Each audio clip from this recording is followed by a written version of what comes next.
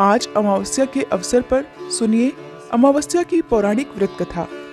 पौराणिक कथा के अनुसार एक साहूकार के 7 बेटे, 7 बहू और एक बेटी थी। साहूकार के घर एक जोगी भिक्षा मांगने आया करता था। जोगी को जब साहूकार की बहू भिक्षा देती तो वह ले लेता, लेकिन जब साहूकार की बेटी भिक्षा देती तब वह भिक्षा नहीं लेता और कहता कि बेटी सुहागन तो है, पर इसके बाद में दुहाग लिखा है। ये बात सुनकर बेटी को चिंता होने लगी। चिंता के मारे उसका शरीर कमजोर होने लगा। उसे कमजोर होता देखकर एक दिन उसकी माँ ने पूछा कि बेटी, क्या बात है, तुम इन दिनों बड़ी कमजोर दिखाई देती हो। तब बेटी ने माँ को बताया कि माँ, एक जोगी भिक्षा मांगने आता है जो कहता है कि बेटी है तो सुहागन, लेकिन इसके नसीब में दुहाग लिखा है। ये बात सुनकर उसकी माँ ने कहा कि अच्छा, तुम परेशान मत हो, मैं कल सुनूंगी। अगले दिन जब जोगी भिक्षा लेने आया तो उसकी माँ दरवाजे के पीछे छुपकर बैठ गई। जब बेटी भिक्षा देने लगी तो जोगी ने फिर से वही बात बोली। जोगी की बात सुनते ही दरवाजे के पीछे छुपी माँ बाहर निकल आई और बोली, जोगी महाराज, एक तो हम तुम्हें भिक्षा देते हैं और ऊपर से तुम हमें गालियां देते हो। तब जोगी बोला कि मैं गालियां नहीं देता, जो सच है वही बोलता हूँ, जो तुम्हारी लड़की के भाग में लिखा है वही कहता हूँ। माँ ने जोगी से कहा कि तुम्हें ये पता है कि इसके भाग्य में दुहाग लिखा है। जब तुम्हें ये पता है तो फिर ये भी बता दो कि इसका दुहाग भला दूर कैसे होगा। तब जोगी कहने लगा कि 7 समुंदर पार एक धोबन रहती है जो अमावस्या का व्रत रखती है। अगर वह आकर अपना फल दे दे तो इसका निवारण हो सकता है, नहीं तो विवाह होते ही इसके पति को सांप डस लेगा। जोगी की बात सुनकर माँ बहुत परेशान हुई और रोने लगी और तब वह उस धोबन की तलाश में जाने लगी। चलते चलते रास्ते में तेज धूप पड़ने लगी तो साहूकारनी एक पीपल के पेड़ की छांव में बैठ गई। उस पीपल के पेड़ में एक गरुड़ पक्षी का घोंसला था जिसमें गरुड़ का छोटा बच्चा था।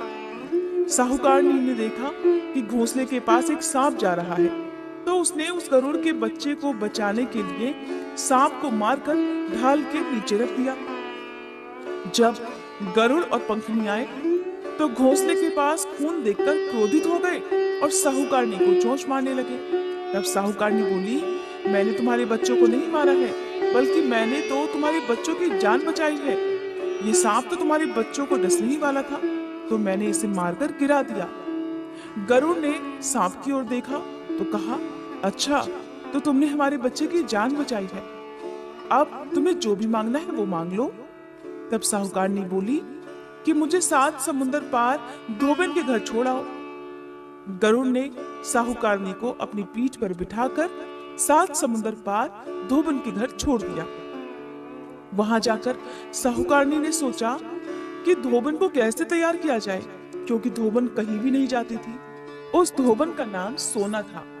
सोना धोबन के 7 बेटे और 7 बहू थी। उसकी 7 बहुएं हर दिन काम को लेकर लड़ाई किया करती थी और काम भी नहीं करती थी। रात को जब सो जाते तो साहूकारनी सोना धोबन के घर जाती और घर का सारा काम कर देती। गायों को नहलाती, घर की सफाई करती, रसोई का काम करती, चौका बर्तन करती, आटा पीसती, कपड़े धोती, पानी भरती और फिर दिन होने से पहले ही चली जाती।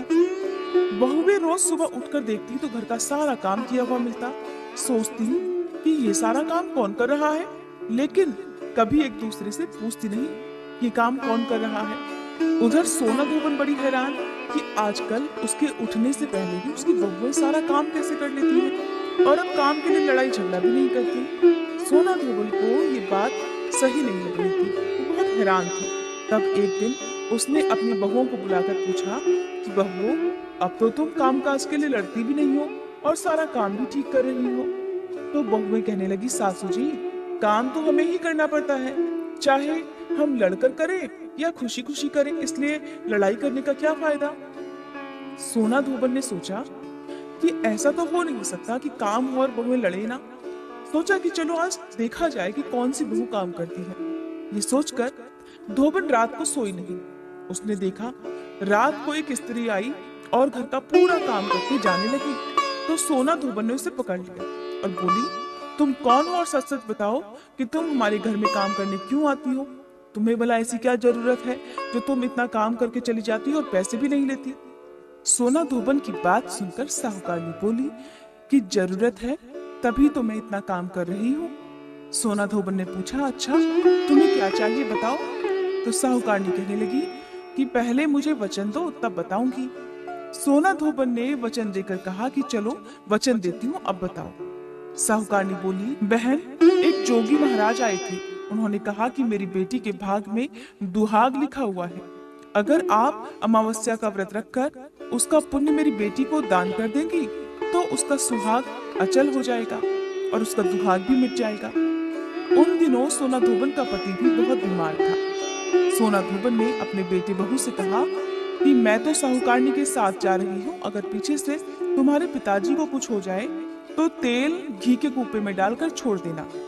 फिर दोनों साहूकारनी के घर चलने लगी। साहूकारनी की बेटी का ब्याह होने लगा। दूल्हा फेरों में बैठ गया। सोना धोबन दूल्हे के घुटने के पास कच्चा करवा रखवा कर बैठ गई, उसमें दूध डाला और तात का तार लेकर बैठ गई।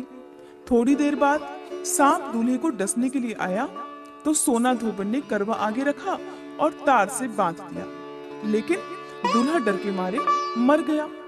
तब सोना धोबन ने टीके में से रोली निकाली, मांग में से सिंदूर निकाला और आंख में से काजल निकालकर मेहंदी निकालकर छोटी उंगली से छींटे मारे और कहने लगी, आज तक मैंने जितनी भी अमावस्या के व्रत रखे हैं उन सब का फल साहूकार की बेटी को लग जाए।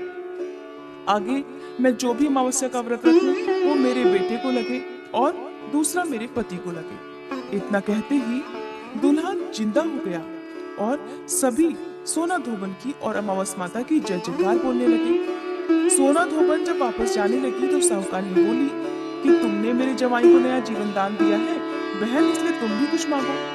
तो वह बोली कि मुझे कुछ नहीं चाहिए, सिर्फ एक हांडी दे दो। तो वह हांडी लेकर चलने लगी। रास्ते में चलते चलते अमावस्या का दिन आया तो हांडी को 108 परिक्रमा लगाकर पीपल के पेड़ के नीचे गाड़ कर वो घर आ गई। घर आकर देखा तो उसका पति मरा हुआ तेल और घी के कुएं में पड़ा हुआ है।